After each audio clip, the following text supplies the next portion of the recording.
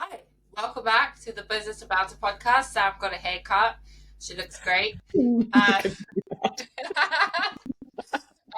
welcome. This is the Business And Banter Podcast. We talk a lot about business, a little bit of banter. Occasionally, we're just messing around. But most importantly, we always try to add a bit of value to your day if we are lucky enough that you spend your time listening to the two of us talking.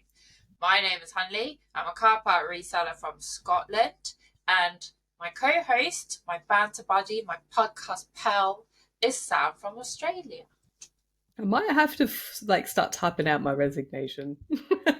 Oh, yeah. You love it. You love it. I do. I would actually like to say that in a previous episode that we've just recently recorded, that you said that it's death do us part and that this is like forever. And I would actually like to say that I agree. And as much as you like to give me a hard time, I don't know what I would do without it now in my day, especially now it comes at 2:00 in the afternoon because you wake up at 5. Sam now gets an extra 3 hours of me. I know. I'm delightful. I think what I said is till YouTube do us part. Oh, there you go. Well, see, you have to work an exit clause into it. Death felt very permanent, so I was like, YouTube. Nothing like an exit plan. But you gotta have an exit plan. We should do an episode on that. Exit plans for Actually, our business. I've been thinking about that a lot recently. I've been thinking about that a lot. And sorry. No, you go. I was just going to say it was because of Mike and Johnny, one of Mike and Johnny's podcasts that they spoke about exit plan. Yes, I think we think a lot about how to do the business, how to make the business, but we don't actually think about exit plans, and it's so important to have because it's one of those things that you might not ever need, but when you need it, you need it. Yeah, absolutely. But also, you don't want to just be building, and build to what? You need to know what you're building to. You need to know what your exit plan is. Even with investing, you need an exit plan. It's like the pivot, isn't it? Like that, it's not necessarily exit, but even just planning the strategy to move on or to move to something else or to progress into other things, or it doesn't have to signify the end of whatever it is you're doing. But I've been very intrigued and very interested in people who's been able to make a curve or make a jump into something else, or because I'm very eBay reselling focused, very much so, because that's what's working for me right now. And I feel very uneducated and very unwise on how to progress that into other things. Do you have anything that you have in mind? Do you have any interests apart from reselling? Is it investing in businesses, purchasing businesses? See, I don't even know at this point. I've done a lot of research into property and things because I think that's just the thing that gets thrown out there the most. And even though it's good and it's viable and that's where the bigger deals are, I've also seen people have so much success with investing in other profitable businesses, especially services. Oh yeah, business. Service-based business seems to really be doing well, but then on the other hand, those tend to be the first ones to hit the ground when recessions and things come, because cleaning businesses, those type of things, you start utilizing your own time to save money as well. Do you know what I mean? But I'm just rattling off. The point is, I feel very unprepared, uneducated in having any kind of exit plan or what to do next. And it is something I think about a lot because I like to be prepared. Yes, and you don't like change. I don't like change. I very much hate change, which you can understand why my life has been so hard, because literally everything about my life has changed in the last 7 years, and it's annoying me. And then you wake up one day and eBay looks different, and then I have to hear about that too. Excuse me, you were complaining to me yesterday about eBay looking different. I would just like to highlight that in one of our recent episodes that you were talking about growing, we were talking about growing and expanding, and you're moving the goalposts. If you're moving the goalposts, I'm very curious as to where you plan to move it to and why, if you don't have an exit strategy per se. Yeah. See, again, I'm so focused on doing the business and creating success in the business that I don't spend any time on any other part of it. So in our last podcast, we were talking about It's really time to just, basically what I said to you the other day, I need to stop talking about reselling and just do a lot more reselling, like the actual activity. Like, That it's is the key. great. I feel like we speak about it a lot. It's amazing. And I'm doing my 35 a day, and that's fine. But none of these things I'm thinking and feeling and talking to you about all the time is going to come into fruition if I just keep saying it on a podcast. So, time for talking is getting, I was going to say done, but we have a podcast, so that would be weird. So, it's scaling it back, and I need to do more reselling.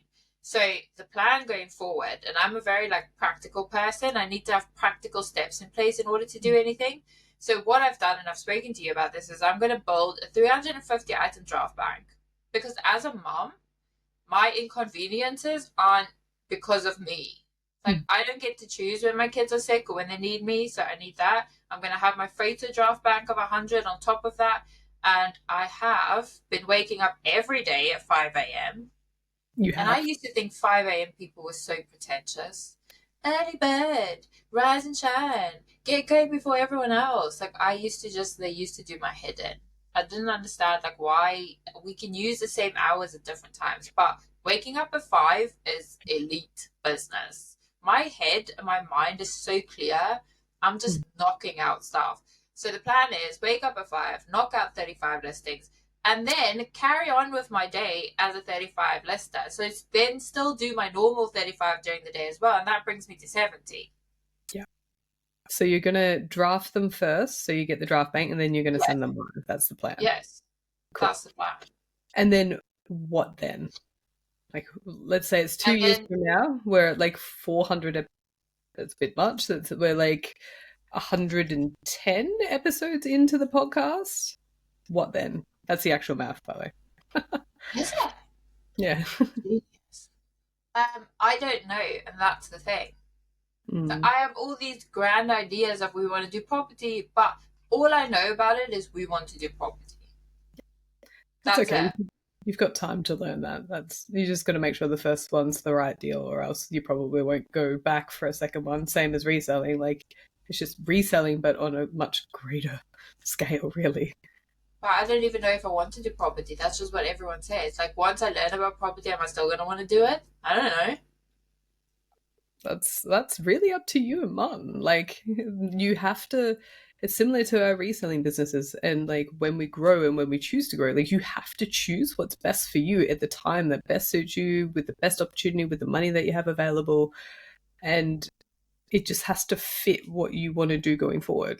You have to be able to then manage a property, or you have to pay someone to. I'll tell you what was very interesting. I got a lot of messages about our concept of using our daily listings as a limit instead of a goal. As a minimum instead of a goal. Yeah. Saying I'm a 35 lister because my business runs efficiently and profitable on 35, but that doesn't have to be my goal for every day. I can do more. That just has to be my minimum. And a lot of people could relate to that.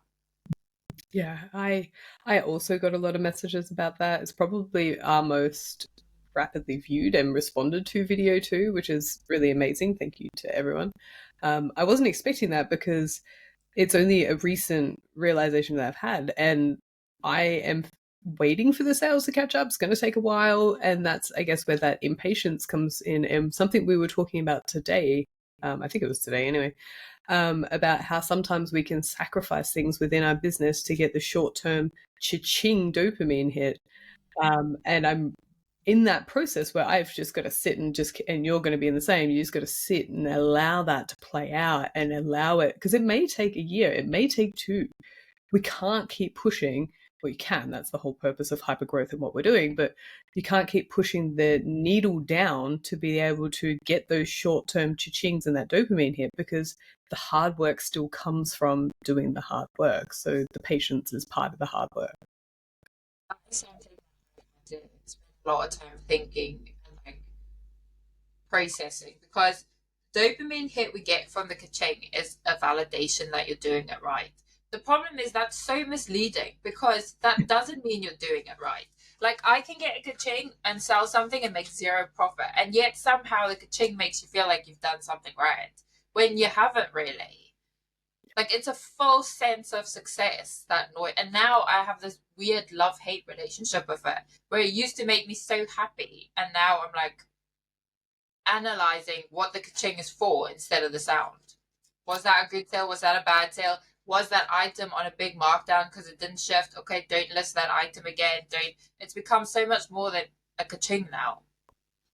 I would love to challenge you to replace the dopamine hit with doing the actual day-to-day. So, and I guess it kind of links into the comment that we received on a couple of videos ago from Chris Furlong about outsourcing the bits that we don't like in our business, which we were going to talk about. And I feel like for me, and this is just for me, now the greatest dopamine hit I get is from doing the stuff I don't like because I actually did it, even though it was hard. And if I don't want to list and I don't want to ship and I don't want to launder the things, I don't have business, but if I do them and it's hard, just like running a marathon is hard. But when you get to the finish line, that's the ultimate dopamine hit, not the quick wins from the cha-ching that I get because, as you said, it's so variable. So what practical changes did you make in your business now that we're both on this rapid growth? I don't like the word rapid because rapid implies unsafe almost to me, or like out of control, and that's not at all what I'm doing. So I don't really like the word rapid. But now that we're in this phase where we want to grow quite quickly, what practical steps are you taking to make that happen? In terms of the processes within the business? Yes. Yeah. So it was something that Johnny said. So I don't know in what sequence this is going to come out. But he said something when we were speaking the other day about things, doing the hard things first. So that's what his strategy is to do the hard things first. So I've been trying that over this week, and it's actually really helpful because then the rest of my day is actually really easy because all the hard stuff's done. That's why I do shipping. Yeah. And then I get to have a good day. Yeah, like that I'm makes done. sense. Yeah, Yeah. I'm done. I did it. Yay me. Get to have a good day. Or does Martin do the shipping first and you just drop it off? No, he only picks for me before he goes to work. I have to do the actual packing. Unless he's off work, then he does the packing. But when he joins our business next year, I will no longer be doing packing, which is just incredible. But also leads into the comment we got on one of our older podcasts. So we had Chris comment, basically just asking us why we haven't thought. We both mentioned quite a lot that there are things in our business we don't enjoy and we don't like doing, and he was basically just asking why would we not want to outsource that in our time, and even though that would lower profits and up our cost and things, that there is a positive to that, whereas you get more free time to spend doing the things that make money, or you get more free time to just work on yourself, your work-life balance, whatever it is that's important to you as a person. Yeah. So for me, I choose not to outsource anything in the business, and I'm not going to choose to outsource anything apart from having the post office pick up the parcels from my front door. And the reason why is that's not my exit strategy for the business. So I don't want to reduce costs because I don't want to be replaced within the business. And that's how I choose to run my business. So I'm happy to do all the hard tasks, as much as I will probably come back on here and complain sometime again in the future. So the ultimate reason is so that I can keep all those profits for myself, and then I can save and I can invest in other things, and I can then wind the business down, close it up, walk away, rather than ever like stepping outside the business completely and having other people run it entirely. I will move on to different things. Oh, really? Like, we are actually looking at getting someone in to do our shipping, because we feel like we can make more money when I focus on processing the stock and my husband focus on getting the stock. And for us, we've sat down and had a conversation, and I'd rather make a little bit less utilizing someone else's time than make more sacrificing all of my time. That makes sense. That makes a lot of sense. And I love that we actually have a differing opinion for once. Like, that never happens with us. Well, you're wrong. I'm right. You're wrong. No, I'm joking. That's actually true for everyone. Anything Hanley says is just true, and I have to agree. I am the echo chamber to Hanley. But But wait, let's debate this. Not debate it, but we can have a good conversation, because there's lots of people who are going to think like you, and there's lots of people who think like me, and either or is right. You can build your business very successfully how you want.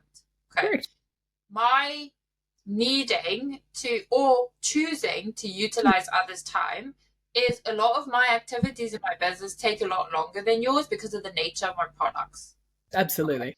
But I'm not going to be packing 100 pieces of clothing. I'm going to be packing 100 car parts, which is an entirely different ball game. Yes.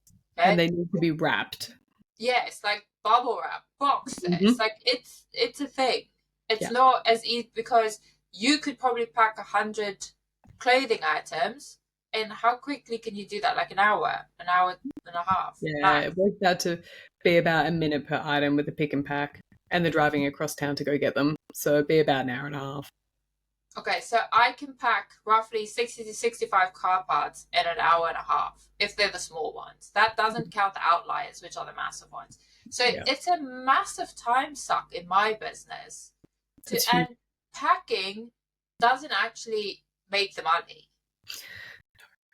Like, that's the after activity, right? It's the sourcing and the processing is where my money's going to be. So I need to find a way to spend as much time on those two activities as I can. Makes sense. And what's taking the most time away from that right now is the packing. Yeah. And I would probably be of a completely different opinion if I had to wrap up giant car parts or even small car parts and even box them. Like, I made the decision to niche into clothing because I didn't like, I've had to sell video game consoles before, a VCR. Like, those are incredibly hard to ship. I don't know how you do that every day. It would drive me crazy. It does. It really does, Sam. That's why I'm the way I am. I don't know if that's the reason why. But for me, I feel like in that instance, accepting a little less profit, slightly lower profit, using someone else's time, I can very easily offset that by being able to process a lot more than I'm able to pack in an hour and a half. I can pack 65 in an hour and a half, right? Yesterday, I photographed 96 items in under an hour. That's fast. Okay, we don't have measurements, right? Of course. Yep, we have 4 sides and a part number and a box. Yeah. Like, we don't have all these measurements you guys have to do. We don't have the back, the front, do you know what I mean?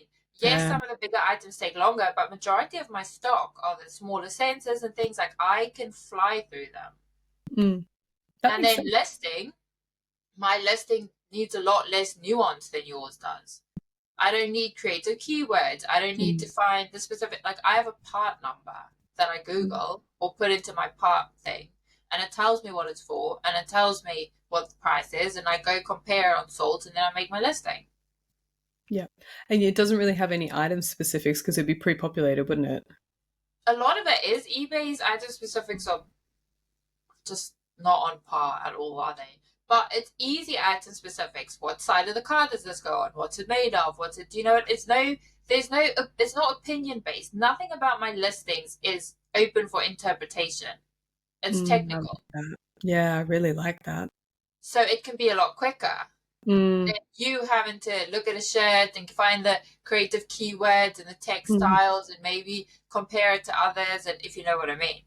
I do. And I guess that's where the trade-off is. So some parts of the business are easier than others, and you're electing to buy back your time. Because if you can do 96 I'm scared when you get someone to ship your items.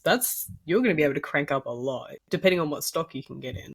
Yeah, because see, it also does depend on the stock. Like, some of the bigger items will obviously take me a bit longer, but still, on average, I can wrap it up a lot more.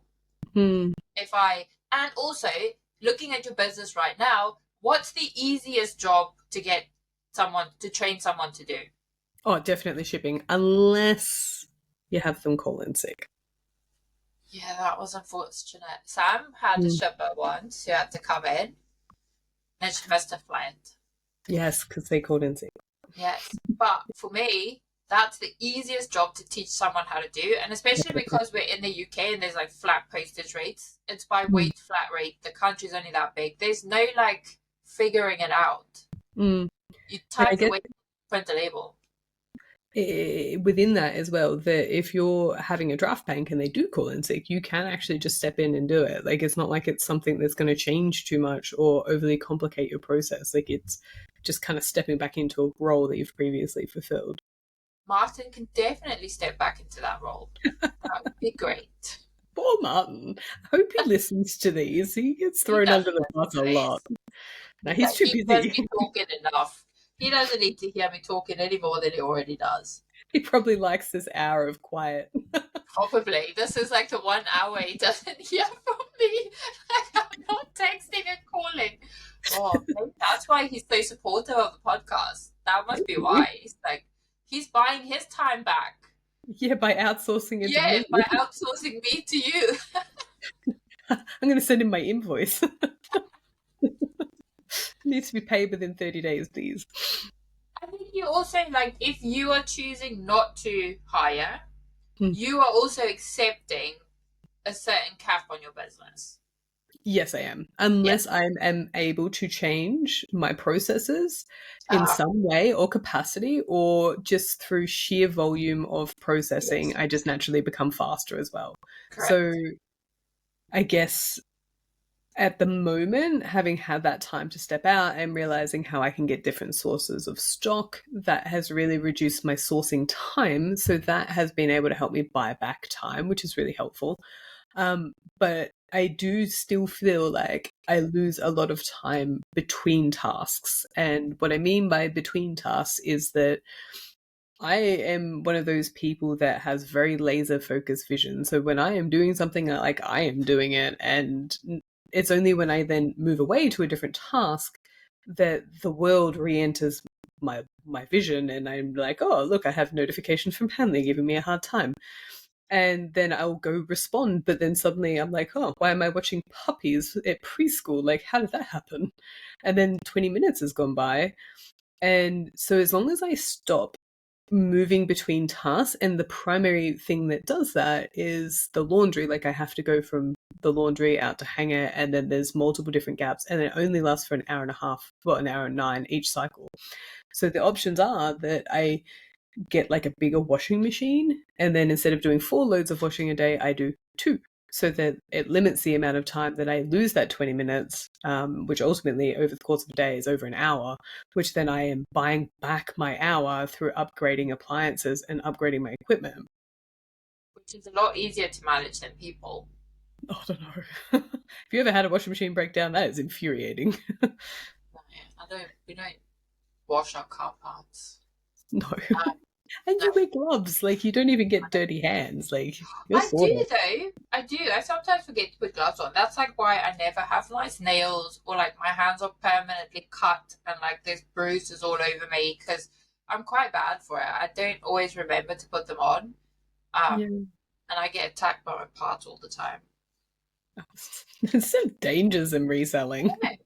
I know. I look like one of those mums, like someone who works in a construction yard at school. Everyone's got like the nice nails and the stuff, and I'm like, my bad. Disagree, but moving back. So coming to then not having to, like, in your instance, my trade-off is upgrading equipment, learning me as a person, as an individual, and hacking myself and my mentality and stuff like that. Whereas you're going to have to now move into, perceivably you, it might be Martin, into more of a manager type role. Like, so you're going to actually have to manage people. So there's a whole different skill set associated with that you're going to have to learn if you don't already know. Yeah, which I don't at all. I've never managed people. Like, I've always been managed, I guess, in a work environment. But it's not easy. No, it's really not. It's also trying to manage your expectation of people that I think is going to be the hardest for me, because I really struggle with that. I struggle to be able to see it from all sides, and I kind of, my default is that everyone just thinks like me, and then I don't understand what's wrong with them, but that's not the case. So I think it's just who I am, and I think for me it's going to be a big, like, growing session, trying to learn to manage my expectations of people, to be reasonable, to understand also that no matter who you hire, no one's going to care about your business as much as you do ever. I mean, there is exceptions. There is always exceptions to the rule in that instance. So I've managed people in the past, and I've made hires based on different factors, and I learned over time what worked better than others. But there are people that are inherently more loyal to your business than even you can be at times. Like I've managed people like that, and I'm like, oh wow, it's a lot of trial and error. So I ended up hiring more on emotional intelligence than I did on like intellectual intelligence. And the reason why is you can teach anyone to do anything, but you can't teach someone to be a nice person who is open and receptive to feedback, who doesn't hold a grudge, who is going to show up in a timely, prompt manner every day and put in their best effort. Like that comes from an emotional place rather than from an intellectual capacity. Because who we take on into our business is really important.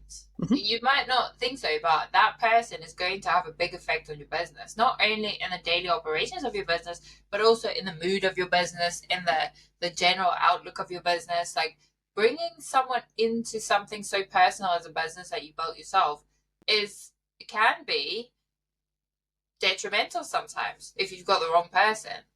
Absolutely. Like one person that doesn't gel with everyone else, it can rip apart a team entirely. Like it can actually cause you to resent some aspects of what you've built. And then you have to then manage them to either get their performance to lift, or you have to then get rid of them. And I don't know about you, but the laws in Australia about dismissal and stuff like that is very tricky. Like you actually have to performance manage someone, and you have to have a HR department by law, even if you are only one employee. Like it becomes complicated. Because obviously it's quite new to me here in this country, where I knew quite a lot about HR and employment and stuff back in South Africa, just because of the nature of my work, but I don't hear as much. So I have been putting a lot of effort into learning about that and just trying to see even what the best option is, because there are also a lot of people who choose to outsource business or time to services instead of employees, right? Yeah. So obviously that can't work for me with packing, because I can't post to someone to post to my client. But there's a lot of people who choose to do the manual parts themselves, and then have, for instance, a VA do the listing. Thereby, that person's not an employee. You're paying for a service, and then you're no longer obligated under all the rules and regulations of, employment, which is something I've also thought about. But handing over control on my listings, that's a lot harder to teach someone to do car part listings than it is to teach someone just to pack something. Totally. And by the time you teach them, like, and you have the spreadsheet with all the information and stuff like that, you might as well have just listed it yourself. When you have to provide them with all those numbers and the left side, right side, all that sort of stuff, you honestly, if you're inputting that all into a spreadsheet to send someone, you might as well just have listed it yourself. You don't send them the photos. I don't know. I don't know how your photographs work for car parts. Like in terms of like clothing, totally. It would just be the keywords that they would need to be taught. I don't think that is the part of the business I'm willing to take a knock on. Like the quality of my listings. Like that's not, like if someone's bad at packing the first couple of times and we lose one or two parts due to damage or whatever the case is, even though that's bad for business and my customers, like I can mitigate that. There's insurance for that. We can work on that. Like someone putting 300, 400, 500 bad listings up, yeah, that's a much bigger impact on my business, and I'm just not ready or willing, even at this point, to hand over that kind of impact on my store to someone else. There's a couple things. Like one, don't let them send it live. Just have them draft it and you can fix it. Like obviously that's a factor. But if I was to outsource anything, it would be shipping. Like that's the easiest no-brainer. Like you can teach really most people to be able to do that. There would be some physical limitations, especially if there's heavy car parts, but for the most part you could find really anyone to fulfill that position for you. But also packing car parts come with a lot of health and safety that packing t-shirts doesn't. So it's quite a big thing for us to try to get into. But I do have a question on these people that, and I don't know if you'll know this, but I've always wondered, like these people that use VAs that like draft the listings. Are you giving people access to your eBay account to do this? Because I would never. Like, my husband's not even allowed to log into my eBay on his phone. Like, Yeah. my eBay stays off of random Wi-Fi's. It doesn't go on random devices. Like, I am so protective of where my eBay is. How do you, like, imagine having someone overseas log into your eBay. Like, that just sounds to me like a disaster waiting to happen. eBay go drop shipping, you're out. In terms of that side of things, I'm not sure. But I know that when I had someone doing the shipping for me, they used their own email and their own password, and I had to grant them access to essentially come in on the back end. It's in your account settings, and I could choose what they could see. So all she could access in my account was the awaiting shipping. That was it. So she That's couldn't very see my interesting. homepage. She couldn't mess with my listings or anything like that. So in the same verse, if you had someone overseas, you could certainly restrict them to only being able to see the active listings or create a listing, rather than messing with your shipping or like your bank details or anything like that. Like, it would all be locked up. You wouldn't be able to have them access it. Because I've thought about previously, I've brought this up in one of my Bright Idea Tuesdays, to get to get someone in South Africa to do listings for me because the exchange rate and the labor cost there is so cheap. The problem I have with that in car parts is because it would have been someone I know really well and I've known for years, like that wouldn't just be some random stranger. It's someone I know is smart and intelligent and could have. The issue I have with that is if in car parts, I can put a part number in the UK in, and it'll give me a different car than if you put the same part number in Australia because car models and variants differ. So That's over here, it might be called a Vauxhall whatever, and over by you, it's a Holden something else. So no, but they'll be creating listings based on whatever that variation is called where they are, and would it not then just take me more effort to go figure out what it is over here and change that? yes, but they're logging in through technically your account, so they'll be logging in through, I don't know what yours is, ebay.com.uk or .co.uk. No, but I'm talking about researching the part number. yeah, that I have honestly no idea. I'm assuming you're actually very correct in that, and that would be a huge limitation to be able to outsource that for you. Whereas for Don't clothing, it's completely shocker different. that I'm correct about something. But See, another now, question. Hanley, I'm going to have to stop you. This is the sort of attitude you can't have with a staff member. they will just leave. Can you, and I don't want this to turn into problem solving, but I'm genuinely interested. Like, if you were to log into google.co.uk from Australia, will you get UK results?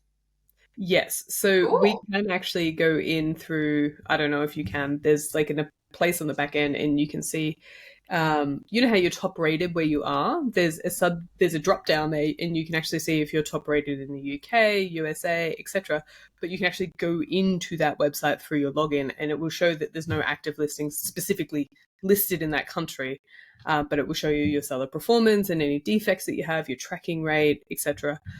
So through that, you can actually search, and you can actually search within that country's listing.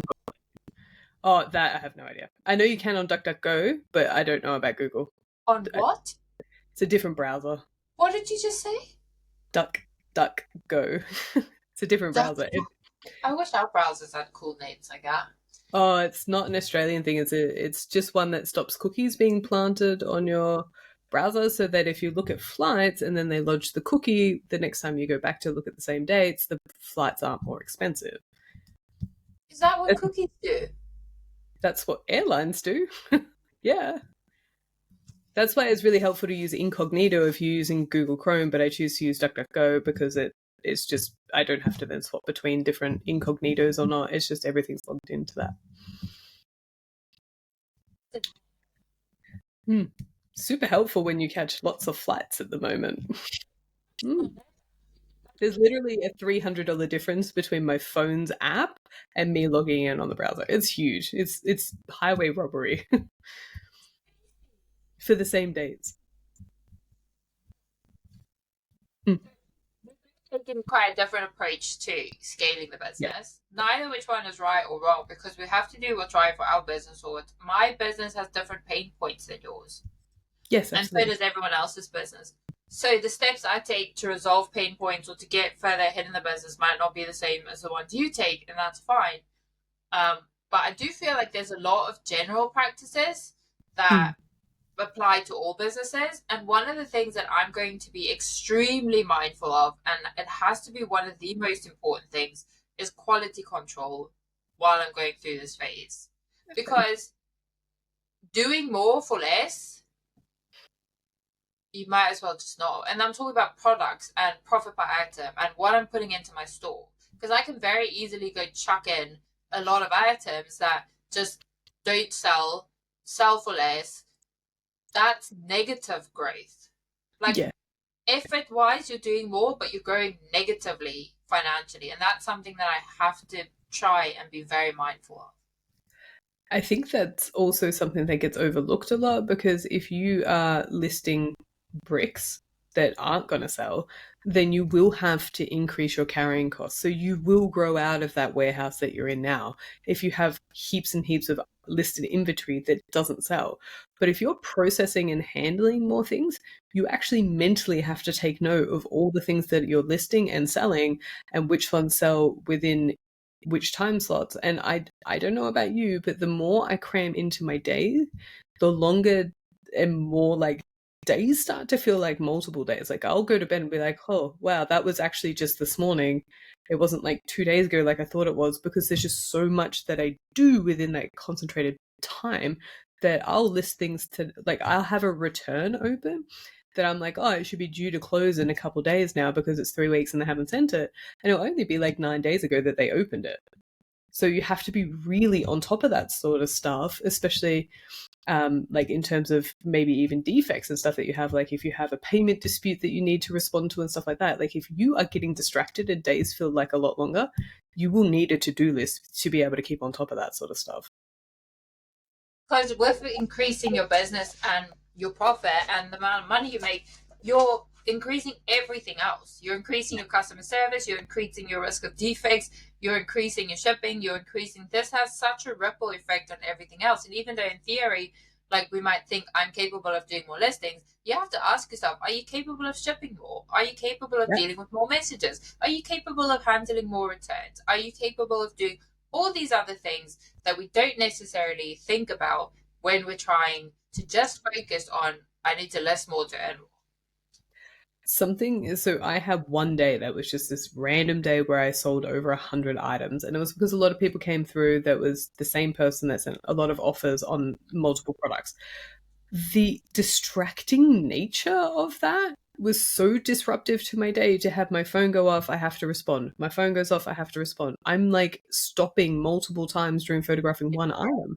So if I am planning to cap out at say 120 listings per day, I actually need like a process in place to be able to handle those. I will probably have to turn eBay's notifications off, which is bizarre, and like for me to even process that, because if not, I won't be able to get the processes done, because that customer service of just responding to those things will eat into hours, literally hours of my day. I will have to bulk do it. So are you currently now, every time your phone goes off with offers or messages, do you stop and respond immediately? No, so I mentioned this to you. So after that weird random over 100 in one day, I decided I needed to start working now on a process to manage that when it does start to increase past even 60 a day. And one of the things that I now do is I work in blocks of 15 minutes. So I will do everything I need, then I will turn, I have some water if I need it, but I will jump onto eBay and I will attend to everything I need to, then jump back in. So I block time everything in 15 minutes. I stop immediately if I'm doing something. If I'm shipping, my phone can go off as much as it wants. I'm not doing it. I'm shipping. I'll get to you when I'm done. If I'm photographing, I'm not doing it. I need to finish this because I spent so much time running back and forth that I was actually taking so much longer doing it. And even though now a customer might have to wait an hour or so to get a response from me, 70% of the time, they get an immediate response. It's just when I'm doing those specific tasks that I just cannot share my focus anymore. It's not fun because I so badly wanted to respond immediately, accept the Mm. offer immediately, reply to your message immediately. But it gets to a point where it's doing more harm than good. I don't know about you, but do you get that, like, it's like a niggle, like it's Yes. there and like you need, and it's Yes. like, yeah. So I need to really be disciplined in being able to deal with that, because I don't know if it's a surge of dopamine, I don't know what it is, but it's like I know that I have to go do it. And even that thought within itself is very distracting. So I feel like that's where I guess the argument for turning off the notifications would actually come from, You because know you what don't know gives it's me the there. most? Do you know what gives me the most anxiety is when I see a return pop up.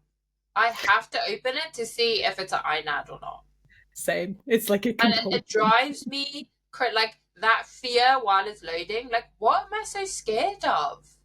I You don't have even the know number. why it affects me so much, but I'm like literal fear while it's loading. Yeah. And for the last 2 months, I went from having a very high INAD rate to arguing with eBay for days, getting it reduced. I've been below average for over 2 months now. Like, what And, am I so scared of? and did your sales tank like you thought they would when you weren't paying them the extra 5%? Yeah, but I don't think that had anything to do with that. I think that was just the normal, everyone's on holiday. Like, Yeah. genuinely, I know there's people out there who say, like, summer slowdown isn't real. It really is. When people are away on holiday for weeks on end in Europe, like people in the UK do, they're not driving their cars. Mm. I That's do just how think, it is. People aren't using the car to commute to work every day. People aren't using the car to drive the kids to school anyway. I rely on people using their vehicle to cause wear and tear and accidents so I can make money. And that might sound bad, but that's the truth. During summer school holidays, people use their vehicles less. yeah. I do think there is the inability to do like a blanket with the summer slowdown, especially across countries and across categories. So our summer slowdown actually runs through the Christmas period. So we actually have a much quieter like February, March than we would Yeah, actually. But March, then it tends to be people start planning for winter because the weather here is ridiculous. So we only really have a short period of maybe 6 weeks, where ours are slower. So I also think it's partly category dependent. yeah, definitely. But I also was able to manage it. Like, because my expenses and my budgeting and my stock sourcing and everything was Mhm. based on my lowest income month, like tech taught me to do in the Mm. Reseller Greatness group, those lower months, like bills were paid, I was still able to source. I wasn't banking and saving as much as I usually do, but everything else was paid for and done. There were no like financial strains, which really helps a lot. And then eventually, like in a couple years, it might even be sooner. I can imagine that you won't even notice that you have a summer slowdown if you have that multiple streams of income coming from different sources, because it would just then be consistent. It would just be slightly less, Yeah. hmm. I think Which that's would be definitely something I want to aim towards. I feel very much like my whole life is based on eBay, and when I say that, I don't mean like the way I'm living my life. I mean like my income, my finances, other than my husband who pays our basic bills. Like my financial success is just eBay at the minute, and that's Mm. very scary to me. Yeah, I'm very glad I pivoted away from that like 2 years ago, because my biggest fear was waking up and having my account suspended. Whereas now I don't have that fear as much. See, I can really I'm struggle. struggling to identify where to pivot to. Like I'm in that weird phase where just it hasn't not come to me yet, but I haven't learned enough and like read enough or been in enough conversations to really identify where I need to pivot to or identify in my business the other opportunities that exist, because there's a lot of opportunities that exist within our current businesses that you can use to Mm. pivot. For instance, you do the markets. Yeah, yeah, absolutely. Yeah, Yeah. and I'm doing a rodeo now. What's a rodeo? Is that like in America when they have like the horses? No? It's cows, but yeah, Oh, yeah. no. We're just going to take all the Western wear that we can possibly find, like all the chunky belts and stuff that we've had. Like, we live in the That's outback. Like, it's cool. the most stereotypical thing I could possibly ever do. But like all the hats and stuff, the cowboy hats and stuff that we found. So we're doing that on the 21st of September. But it's just another pivot. Like, it's just an extra thing that I've added in that I then have to deal with and do. And one of the things I've really learned, and this is probably one of the things that have really like, and I mean this not in a bad way for you, but I think it's something that you do get yourself caught up in, is that you overthink, you don't just do. So the more I think about something, then I'm like, oh my God, I'm adding in this rodeo on top of the markets, eBay growth, sourcing. The more I think about it, the more it sounds like a terrible idea because it finishes at like 11 o'clock and then we have to, at night, and then we have to be up at 5 o'clock in the morning for the markets the next day, and we have to unload the car, reload the car, 2 different sets of stock, etc., etc. But the more I think about it, the less likely I am to do it. If the more I just do it, the faster it gets done and the better outcomes that I have on the other end. I take myself out of a lot of things. Hmm. A lot of things. And not just business. Like, this is something I struggle with in my social life specifically. Like, I don't know about you, but I will get invited to something, I'll say yes, and then that entire week I'll be stressing about how I'm supposed to have time to do this. Oh yeah. Like, how am I going to fit this in? Now I need to do double that, and and it becomes such a big weight on me that majority of the time I flake out of it. Yeah. And if you just had the friend pick up the phone and go, hey, you want to come to lunch? You'd be like, okay. Exactly. Yeah. Yeah. I have too much time to think about it. So I'm going to segue into it. I'm going to try and make it a short story about where I learned that you can't do this. So I worked in a forensic prison, so it was people deemed not guilty by means of mental impairment or found not guilty to stand trial. So there were people who had a major crime in their profile. So there was also a lot of like violence in the hospital. So because it was a hospital, we didn't have prison guards, we didn't have security, it was just nurses. So when things went wrong, it tended to go really wrong because obviously we weren't equipped to deal with it. So there was someone that did a siege, so he took full control of the unit, and by the turn of shift, a nurse that I know, who was my boss at the time, Dale, came on and like looked out and was like, oh, okay. And she just walked out and into the room herself, spoke to him, de-escalated him, and walked him into the seclusion room because she did not have time to delay. She didn't see the lead up. She didn't build it out in her mind. She didn't have the fear. She just went, okay, that's what needs to be done, and just walked in there and did it because she didn't think about it. And I was like, oh my goodness, that's what I need to do. Like, I can't keep thinking about things because you become the hamster on the wheel. That's exactly it. Because all the times I actually just do it, it never ends as badly as I thought it was going to in my head. And also, can I just backtrack quickly? Was that the time you guys forgot the kangaroo? No, that was a different. I don't know if people know this, but this is a great story to end on. Apparently, Sam got a kangaroo at her work, but then there was some kind of emergency and someone forgot to bring the kangaroo out, and then she wasn't allowed to have a kangaroo at work anymore. And that's just insane to me.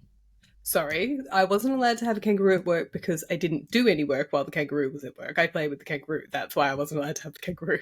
But it was a fire drill and we forgot the kangaroo in the office. So he technically burned in the mythical fire. Yeah, I was a bad kangaroo owner. Also, a terrible employee. Like, look at me. I spent like 2 weeks just playing with a kangaroo on the floor. That's so bad. That's probably why they were seizures. I agree. I think sometimes we just have to do it, which is also the point I've got to with my business. Is like I need to stop thinking about how far I can take it and how much I can do. I need to stop talking about reselling and just do more reselling. Like, just do it, actually. Like, because it's time to do it, people. Yeah. We just need to do it now. All of us. So put down in the comments below something you just need to do. Like, you know you need to do it. You've been thinking about it. You speak to people about it all the time. And yet somehow you're still thinking yourself out of it because that's the story of my life. There's certain things in life that it's just time for us to just do it now. And if anyone can work out how I can get Hadley to stop annoying me, that'd be great. That you cannot do. It's the only you thing you cannot. execute perfectly. I know. I'm so good at that. So good at that. I'm glad I'm taking the step. It's very scary, but I'm very glad, and I know I have a plan, and I just need to stop thinking about the plan and execute the plan because I know the plan is good. And that's just, I need to keep that in mind with everything. Like, I want to think about it, I want to plan it more. Like, there's times yesterday where I thought, oh, maybe I should just hold off and plan it a bit more. And it's like, no, you can't. Just, you're doing it now already. Just keep going. The only thing you're lacking now is the confidence in your decision. Like you just need to back yourself. Everything else you have in place. You have your stock in place, you have your processes in place, you have everything in place. You just need the confidence to back yourself in your decision to do it. That's Do you know ultimately. what? It's not even confidence. It's that thing that I've said before. Like, the go-getter in me has made this plan, but like the lazy ass in me now has to do it. And she's like, oh, why? Why do we have to do so much? We were happy. We were so happy. Hanley, that's you thinking too much about doing it. If you I just know, did it, exactly, you but this wouldn't is what do I'm that. telling you. I know, this is what I'm telling you. So, Everything we were speaking about. exactly, this is my life. I've lost my train of thought now. I was going to say something. That's all right. You just need to know that you've got this. That's it. Ultimately, You too, Sam. We just need to take it by storm now. I felt like I had to say something motivational to you, but you motivate me. So, like, I like helping. Like this is one of my favorite things to do is helping you build your business and helping other people build their businesses. Like it is, I find enjoyment in doing that. I cannot stress to people enough how beneficial it is to me as a business and just as a person to have people like you. And also, I have a really good close group of reseller friends on a group chat. And during the week, there was a time where I was in a bit of an unknown situation trying to make a deal. And they and you were invaluable to me. Like, being able to jump on there, discuss things, genuine people who support you and who want to see you grow your business, like, that is such a hack in life.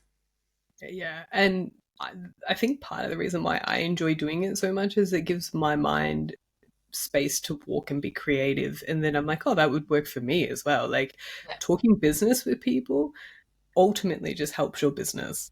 yeah. And I think we should do more of that. People in general should talk more about their business, especially in the UK. We're very closed off in the UK. We're very protective of our businesses and everything in it. And we don't want to share because we think someone else's success takes away from ours. And I genuinely think that there's so much room to share and grow and so much success to go around that it's impossible for one person to take it all. Yeah, absolutely. I mean, the online e-commerce sales are just ridiculous. There's no scarcity of sales. And yes, economically, we may be going through a tougher time, but I truly believe that there's still enough sales to go around between everyone. It's more about the product, and it's more about the price point that you have and your ability to get extra hooks in the water, as Tech would say, to be able to keep catching the fish that are still there. Like it is ultimately still within our control. The only thing that's outside of our control is if eBay is down. Which it was again this morning. There you go. All And the they're time. obviously doing something. Today's been better for me, but the last Yeah. week's been really bad. Well, thank you Anyway, guys for listening, for hanging out with us. We didn't really have a topic for this one, so it was just a general discussion. And we'd love to hear your thoughts and comments below. We're also going to be going live soon for a podcast, so you guys can jump in and give us your real-time conversations. We'd really love it if you could join us. We'll be posting the time and day. It's probably going to be very awkward because it's the first time we did it. It's probably going to be just us staring at each other in awkward silences. So if someone could come in and hang with us, that would be great. there would never be an awkward silence with you. We don't do that because the more awkward the silences, the more awkward I get, and then the more rubbish I start talking. Like, I have this need to fill silence. I know. It would only go so well. It's great. Come hang out with us. But again, thank you for watching. Oh, Sam, you do the outro. No, you're doing such a good job. You've become the boss of the podcast now. I'm just the Oh, passive disturber. I do not. Sam does Yeah. literally everything behind the scenes. I show up with some vague line of Tell me topic. to. Okay? You tell me to. Exactly. But I'm like she's an the old smart dog. one. I just I'm the follow. talkative one and she's the smart one. That's how it always is. The smart one's always quiet. That's not true. I'm It very is loud. Very loud, Hadley. not loud. Anyways, let's. Anyway. It's like whale sounds all over again. Oh. Have a good day. Thank you for watching. Let us know your thoughts, and we'll see you again next time with a guest. Yes. Bye. Bye-bye.